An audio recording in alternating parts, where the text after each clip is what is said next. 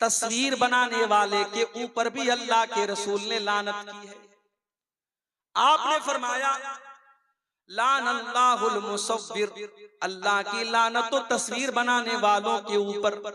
आपने ये भी फरमाया कि कयामत के दिन सबसे दर्दनाक अजाब तस्वीर बनाने वालों को होगा।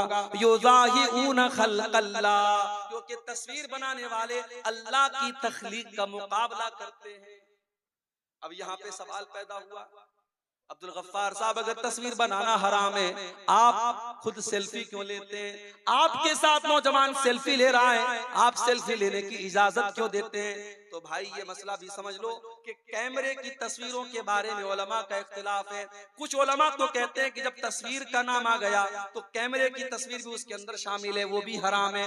लेकिन बहुत सारे उलमा का ये कहना है कि कैमरे की तस्वीर वो तस्वीर नहीं है जिसका हदीस के अंदर जिक्र किया गया है, क्योंकि हदीस में ये कहा गया कि तस्वीर बनाने वाला अल्लाह की तख्लीक का मुकाबला करता है। जैसे अल्लाह ने हमारे हाथ बनाए, अल्लाह ने हमारे पैर बनाए, तो पेंटिंग बनाने वाला जब पेंटिंग बनाता है तो वो हाथ भी बनाता है, वो पैर भी बनाता है, वो चेहरा भी बनाता है, वो नाक भी बनाता है। फोटो खींचने वाला तो कोई काम नहीं करता, वो तो कैमरे को क्लिक करता है और फोटो खींच लेता है। तो कैमरे के अंदर जो फोटो आता है वो दर हकीकत एक शैडो है, एक अक्स है, वो तस्वीर नहीं है जिसके ऊपर हदीस में लानत की गई है। बहरहाल ये उलमा की एक बड़ी जमात का फतवा है, इसलिए कैमरे की तस्वीर के बारे में गुंजाइश है। और हमारे जो भाई हमारे साथ सेल्फी लेते हैं तो हम इसलिए इजाजत दे देते कि चलो भाई, आज के जमाने में लोग फिल्मी हीरो को अपना हीरो मानते हैं, कोई क्रिकेटरों को अपना हीरो मानता है। अगर हमारा नौजवान अपने उलमा को अपना हीरो मानता है और अपने दीन का काम करने वाले दुआत के साथ वो सेल्फी लेने को अपने लिए शौक की चीज समझता है, तो हम बहुत सख्ती नहीं करते हैं। लेकिन फिर भी तस्वीरों के मामले में हमें एहतियात करनी चाहिए। और अपनी बहनों से कहना चाहूंगा, आपका तस्वीर लेकर के उस तस्वीर को कहीं पर भी शेयर करना ये बिल्कुल सही नहीं है। हमारी बहुत सारी मुसलमान बहनें वो अपने स्टेटस पर अपनी तस्वीर लगाती, नया कपड़ा पहना, जल्दी से इंस्टाग्राम पे फोटो डाल दिया, फेसबुक पर फोटो डाल दिया। आपके इसी कटिहार और पूर्णिया की कई मुसलमान लड़कियों को मैं जानता हूं जो बहुत फेमस हैं, इंस्टाग्राम पर बहुत फेमस हैं, फेसबुक के ऊपर बहुत फेमस है। वो इसके पहले जब टिकटॉक चलता था उनके वीडियोस बड़े वायरल होते थे। मुसलमान लड़कियां हैं और छोटे छोटे क्लिप बना करके वो शेयर करती हैं। जायज नहीं है मेरी बहनों आपका अपने जिस्म को और अपने चेहरे को किसी गैर के सामने दिखाना, ये जायज नहीं है। और सोशल मीडिया तो एक पब्लिक प्लेटफॉर्म है, कोई भी देख सकता है, वहां पर तो इस तरीके की चीजें डालना बिल्कुल भी जायज नहीं है। तो तस्वीर के मामले में भी हम बहुत एहतियात करें। 4 चीजें हो गई। नंबर 5, अल्लाह के नबी के सहाबा की को बुरा भला कहने वाले के ऊपर भी अल्लाह की लानत होती है। अल्लाह के प्यारे नबी फरमाते मन सब्बा अस्हाबी, जो मेरे सहाबा को बुरा भला कहता है, जो मेरे सहाबा को गाली देता है, फअलैहि लानतुल्लाहि वल मलाइकति वन नासी अजमईन, उसके ऊपर अल्लाह की लानत हो, उसके ऊपर इंसानों की लानत हो, उसके ऊपर फरिश्तों की लानत हो। सहाबा को बुरा भला कहने वाला मलून है, उसके ऊपर लानत हो, ये नबी के अल्फाज।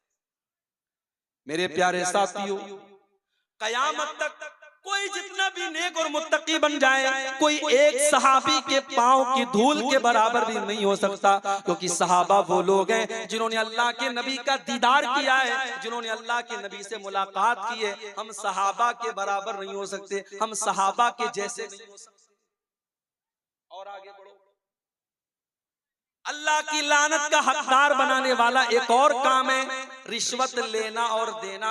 अल्लाह के नबी फरमाते हैं लानल्लाहुर राशी वल मुर्तशी, रिश्वत लेने वाले पर भी अल्लाह की लानत और रिश्वत देने वाले पर भी अल्लाह की लानत। शेख साहब, बगैर रिश्वत दिए बिजली का मीटर नहीं लगता, बगैर रिश्वत लिए किसी जमीन का कागज पास नहीं होता, बगैर रिश्वत लिए जमीन की रजिस्ट्री नहीं होती। ठीक है, जहां मजबूरी है और वो काम ऐसा है कि आप अगर रिश्वत नहीं देंगे काम नहीं होगा, वो अलग मैटर है। लेकिन अपने फायदे के लिए रिश्वत देना और अपनी आसानी के लिए रिश्वत देना, वो काम बगैर रिश्वत दिए हो सकता था, फिर भी रिश्वत दे के अपना काम जल्दी से करा लेना, ये गलत है। मदरसों में नौकरियां हो रही हैं, वहां पर भी रिश्वतें चल रही हैं। और एक इंसान हकदार है, उसके पास डिग्री है, इल्म है, सब कुछ है, 5 लाख रुपया मदरसे की कमेटी को नहीं देगा, मदरसे वाले उसको नहीं रखेंगे। और इसने अगर नहीं दिया, मदरसे वाले ऐसे इंसान को रखेंगे जो 5 लाख रुपया दे दे, चाहे वो अंगूठा छाप ही क्यों ना हो, फर्जी डिग्री लेके आया हो, तब भी उसको रखेंगे। उलमा ने ये भी लिखा है, जहां ये हालात पैदा हो जाएं और आपको पता हो अगर हमने यहाँ रिश्वत नहीं दी, हमने पैसा नहीं दिया, तो यहाँ एक हकदार का हक मारा जाएगा और एक नालायक आदमी उस ओहदे पर और उस चीज पर काबिज हो जाएगा। वहां मजबूरी की वजह से, चूंकि रिश्वत कोई शौक से नहीं देता है, लेना ये शौक हो सकता है, लेने वाला इख्तियार से लेता है, देने वाला हमेशा मजबूरी में देता है। तो रिश्वत देने वाला ऐसी मजबूरी के केस में उसकी अल्लाह ताला क्या उसको छूट मिल सकती है, मगर आम हालात में मसला यही है, रिश्वत लेने वाला और रिश्वत देने वाला दोनों के बारे में अल्लाह के नबी ने